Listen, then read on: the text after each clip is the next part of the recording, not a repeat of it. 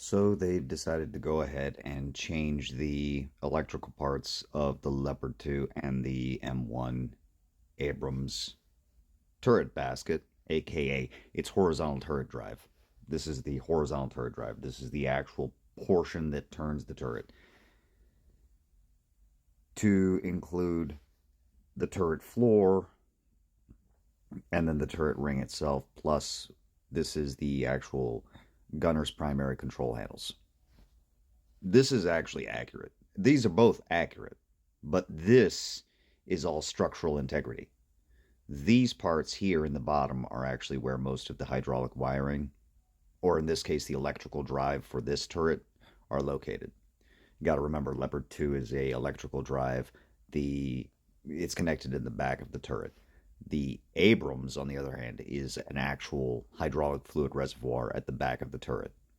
You'll see it if you actually pull up the actual schematics. These are actually accurate. This is a good thing because, in part, now you can argue that some of this is going to cause an increase in spalling on the inside because this is still going to be modeled as per what they're saying here. And yes, it's terrible, but at the same time, it's realistic. Again, my only concern with this entire setup, and this goes out to War Thunder, this goes out to Gaijin, is that if you're going to do it here, and if you're going to do it here, then you might as well do it to the rest. You might as well do it with the Chieftain. You might as well do it with the Challenger. You might as well do it with the Vickers Mark 7. You might as well do it with the T-72s and the T-80s. The fun part about it is that realistically, the T-72s and T-80s are already well known. Because A, Gaijin was, keyword was, a Russian company before. Now it is based outside of Russia, but it still has an owner who is Russian. And we all know that there are dozens, if not hundreds of videos showing the interior of T-72 series all the way from the A up to the current terms and onward, the T-72B3.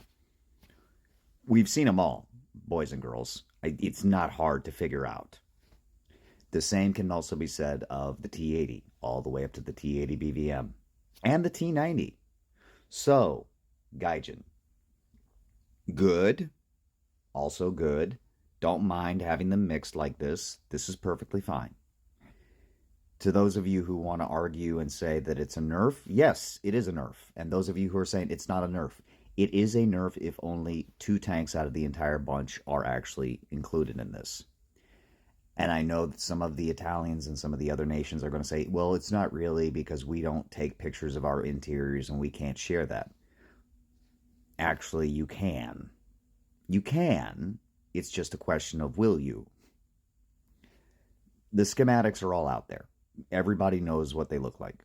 The things now today that are actually like hidden behind most things are the armor composition, armor paneling, and whatever proprietary information such as radio frequency hopping, satellite imagery, and also the full capabilities of the gunner's primary sights and the commander's sights. Those are pretty much standardized.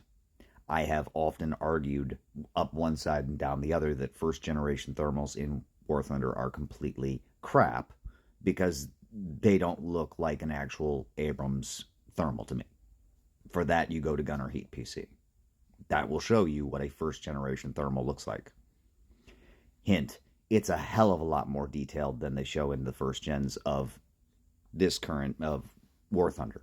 But War Thunder does this, I quote unquote, as a balance in order to make it more difficult for early generation thermals to have a startling ability to just knock face with anybody who doesn't have thermals. That would be my guess. Downside is that they're very selective on who they give those first generation thermals to.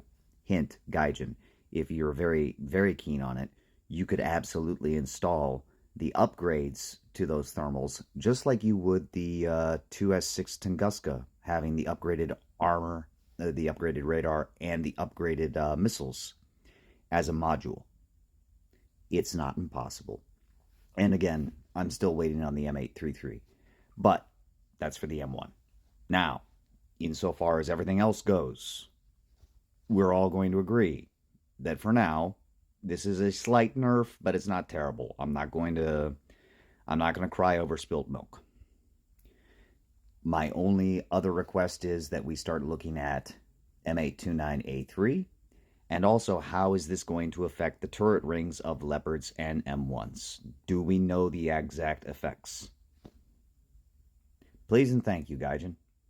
In the meantime, boys and girls, men love romance too. 19 Kilo out.